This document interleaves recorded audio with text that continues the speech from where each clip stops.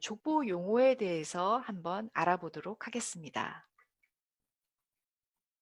족보에는 일반적으로 족보에 실린 분의 출생연대, 그분의 생전의 행적, 그리고 사망한 연대와 나이가 나옵니다.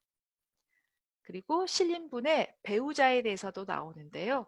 배우자의 성과, 그분의 본관, 그리고 배우자의 부친, 조부, 증조부, 그리고 그분들의 관직 이름이 나옵니다. 또한 배우자의 외조부의 성과 본관, 이름이 나오고요. 또 이분들이 묻힌 묘소가 어디 있는가 나옵니다. 그리고 자녀들이 나오는데 아들로 쭉 이루어진 거에 더해서 결혼한 딸, 보통 배우자의 이름이 나오는데 사위의 성명, 그리고 사위의 본관과 딸과 사이의 자녀들, 보통 족보에 나옵니다.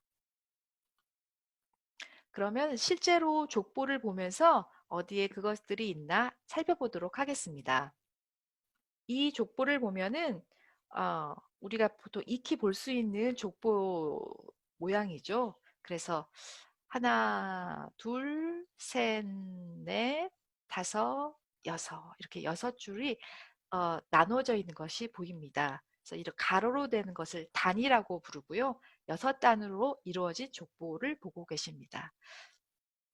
그리고 맨 위에 보면은 800이라는 숫자가 보이시죠? 이거는 이 족보가 800페이지라는 것이고, 그 다음에 옆에 한자로 22세라고 적혀 있죠. 이것은 몇 세 손인가 하는 것이 나타납니다. 그래서 맨 위가 22세, 그 밑은 23세, 그리고 그 아래는 24, 25, 26, 27, 즉 아래로 내려갈수록 후손이라는 얘기입니다. 그럼 맨 위에 있는 22세보다 더 위에 21세는 어디에 계실까요? 그것이 이 자손의 이름 밑에 있는 상 148, 즉 800페이지보다 더 위에 있는 148페이지에 21세 손이 있다, 이런 뜻입니다. 그럼 맨 밑으로 가서 27세가 보이는데요. 28세 손은 어디에 있나 보면은요. 여기도 역시 이름자 밑에 또 하나의 숫자가 나오죠. 4권 178. 그래서 맨 밑에 단에 이름 밑에 있는 숫자가 그 다음으로 연결되는 페이지를 나타냅니다. 확대를 해서 보도록 하겠습니다. 제일 눈에 띄는 것이 가장 크고 진하게 쓰인 글자죠. 아마 쉬운 글자부터 먼저 볼 수 있겠는데요. 이것이 아들 자자, 아들을 뜻하고 이쪽이 계집여자, 딸을 뜻합니다. 아들 밑에 있는 아주 진한 글씨의 이름이 보명이라고 해서 족보 이름입니다. 그래서 이 족보는 다른 족보와 달리 한자 밑에 한글로도 나와 있어서 좀 덜 어렵게 느껴지죠. 그래서 치자, 섭자라는 분이에 대해서 이제 보겠는데 치섭이란 이름 옆에 또 자라는 글자가 나오죠. 이 자는 이쪽에서 보자면은 바로 이 자. 보통 다른 한자로 많이 이루어진 족보에는 이 자자가 나타나는데요. 이 자는 20세 될 때 이제 붙여지는 이름이라고 합니다. 그래서 보통 부르는 이름이 아마 자라고 생각하시면 되지 않을까 봅니다. 그 다음 우리가 또 봐야 할 글자가 이 치섭이라는 분이 언제 태어났는가. 그래서 날생자를 볼 수 있습니다. 날생자. 그래서 날생자 위아래로 해서 이분이 언제 태어났는가가 적혀 있고요. 다음에 보통 날생자가 있으면 이제 언제 사망했는가가 필요하죠.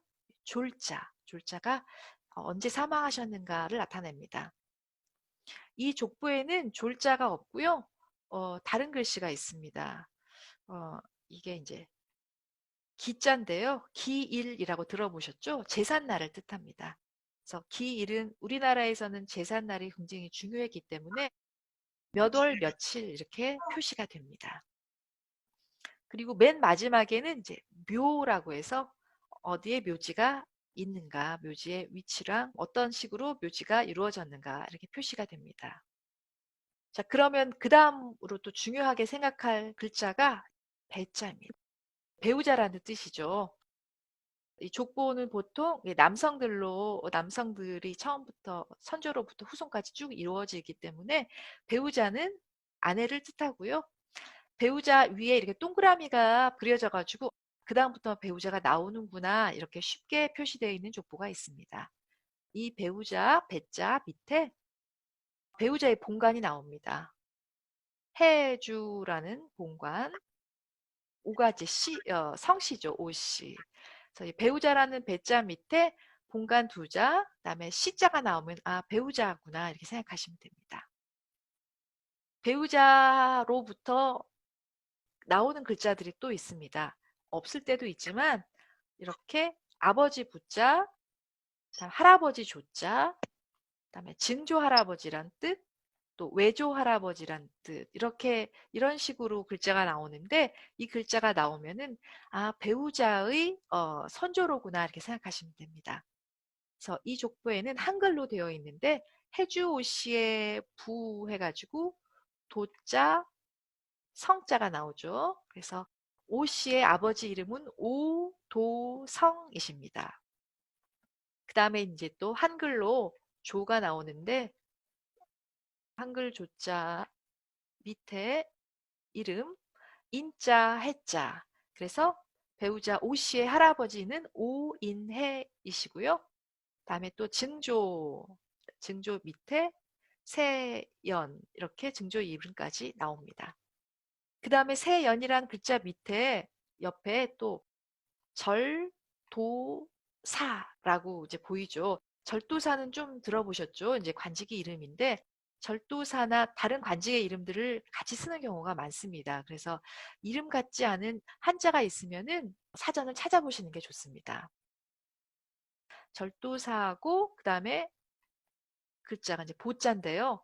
그 다음 나오는 보자 밑에 좀 쉬운 글자가 하나 보이죠. 쉬운 글자. 이 글자는 후손을 뜻하는 글자입니다. 그래서 오 씨의 아버지 이름, 할아버지, 증조 할아버지 이름까지 나오는데 또한 오 씨의 또 유명한 선조 이름까지 나옵니다. 그래서 이 후는 오 씨랑 오 씨의 선조들이 이분의 후손이다 이런 뜻입니다. 그래서 보라는 분이 오씨 집안의 아주 유명하신 선조입니다. 파조인 경우가 많더라고요. 그래서 이 선조의 이름을 아는 것도 상당히 중요합니다. 팔을 알 수가 있거든요. 그렇게 되고 그 다음에 또 외조가 나옵니다. 오씨의 외할아버지죠. 외조, 경주, 이지화. 오씨의 외할아버지는 이씨입니다. 이름은 지화이십니다. 그럼 외할아버지가 이씨이기 때문에 오씨의 어머니도 이씨가 되겠습니다. 그 다음에 또 쭉 글씨가 또 나오죠. 이제 한글로 나왔으니 같이 읽겠습니다. 갑자 1744년 생. 아까 치섭이라는 이름에도 생이 나와 있죠. 이건 치섭의 생년이고 이 오씨 읽다 보면은 또 나오는 생은 오씨의 생입니다. 오씨가 1744년에 태어났다는 것입니다. 자, 그러면은 이렇게 해서 치섭과 치섭의 부인에 대해서 읽어봤습니다. 그러면은 여기에서 치섭 옆에 또 아들 자자가 또 하나 나오죠. 이 아들 자자에 밑에 보면 또 치규라고 나오고 또 하나 아들 자자가 나오는데 또 여기는 치신 다 치로 시작되죠. 이렇게 치로 시작되는 같은 치자는 보통 항열자라고 부릅니다. 그럼 치섭이 있는 이 단 밑에 있는 단을 또 보겠습니다. 치섭 밑에 또 아들 자자가 하나 보이고 또 다른 아들 자자가 보이는데 이분들도 지강, 지학 그래가지고 또 여기도 항열자, 돌림자라고 하죠. 지라고 생각하시면 됩니다. 그리고 또 여기에 이제 아까 치규라는 분의 밑에 글씨가 하나 있는데요. 어, 족보를 보다 보면 조금 헷갈리는 경우가 있습니다. 아까 지강과 지학 사이에 또 계집 여자가 나오고 김진관이라고 나오는데 김진관이라는 이름 옆에 출후, 광후 이게 나오는데 과연 이 출후, 광후는 어디에 속한 글씨일까? 이런 글씨는 뜻부터 보면은 출후, 이제 양자로 갔다는 것이고 광후의 후손으로 나갔다 이런 뜻입니다. 보통 여성이 후손으로 입양이 되지는 않죠. 이 글씨는 치규라는 분에 속한 글씨입니다. 그래서 족보에서 크게 보셔야 될 것이 단을 넘어가지고 글씨가 연결될 수 있다는 것을 기억하시면 좋겠습니다.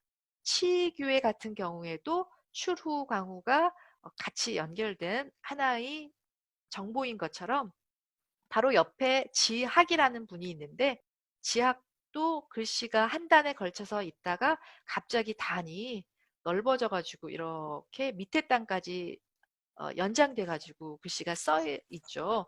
그래서 우리가 위에 단만 읽고 넘어가면은 정보가 소실이 됩니다. 족보를 좀 크게 보셔가지고 이 아랫단 또는 더 아랫단까지 정보가 길게 이어지는 경우도 있거든요.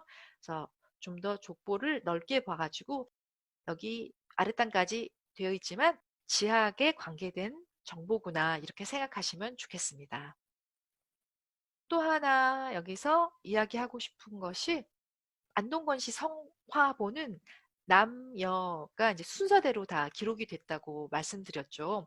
근데 그 뒤로는 아들이 먼저 기록되고 그다음에 딸이 또 기록이 됩니다. 딸은 이제 뒤로 쭉 빠지는데 어떤 족보에서는 이렇게 여성 이름이 안 나오고 남편 이름이 나오죠.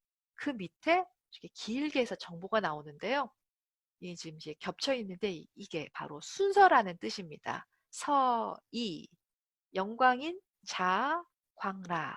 이 서인은 두 번째 자녀란 뜻입니다. 그래서 치덕 앞에도 뭐 자녀가 있겠는데요.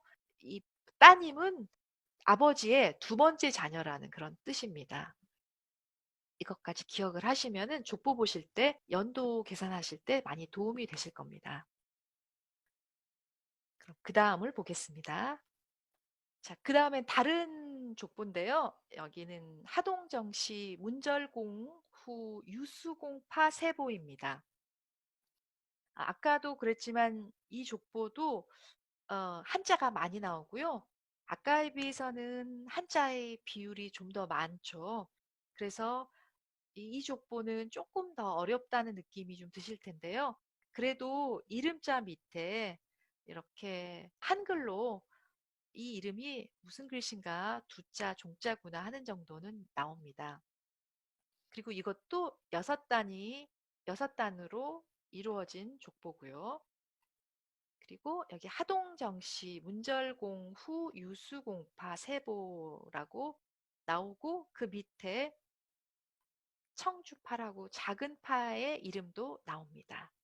그래서 족보의 이름, 소파 표시가 나오고 또 하나 맨 위에 있는 두종이란 이름 옆에 또 작은 글씨로 작은 이름 세 개가 나오죠.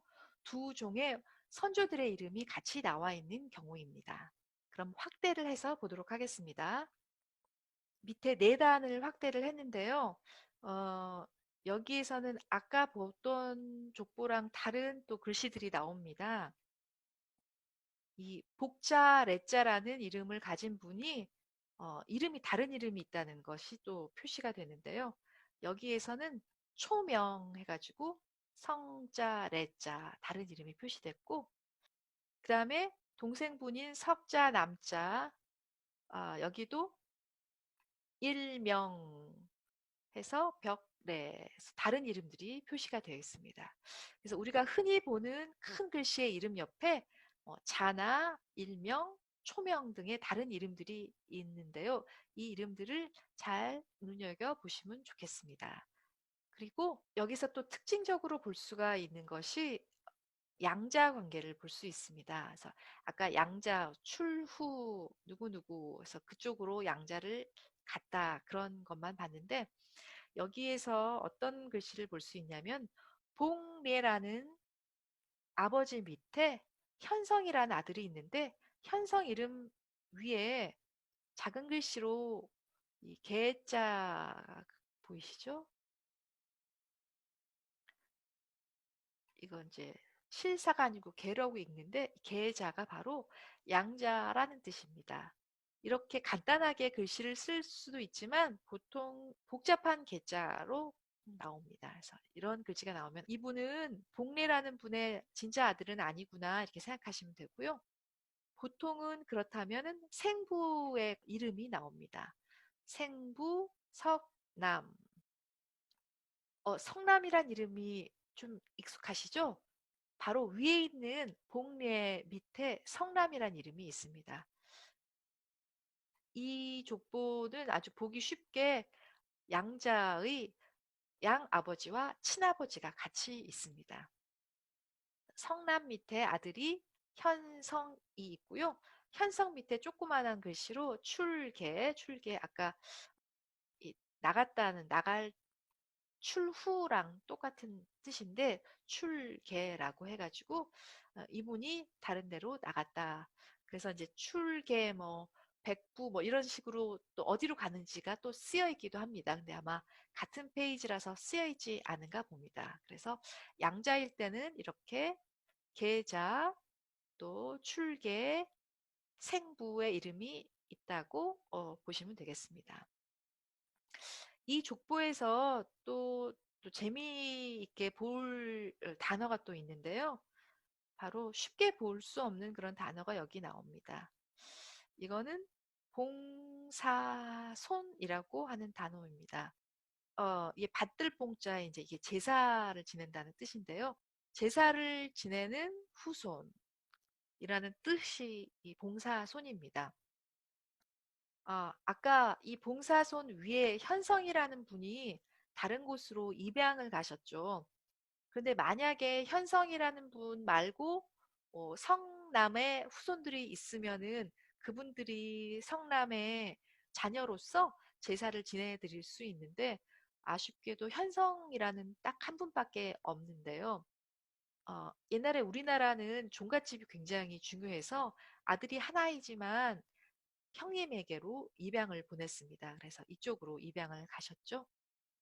그런데 그러면 성남이란 분의 제사를 지내기 위해서 또 자손이 또 있으면 좋겠습니다. 그래서 봉사손이 이제 들어와 있는데요.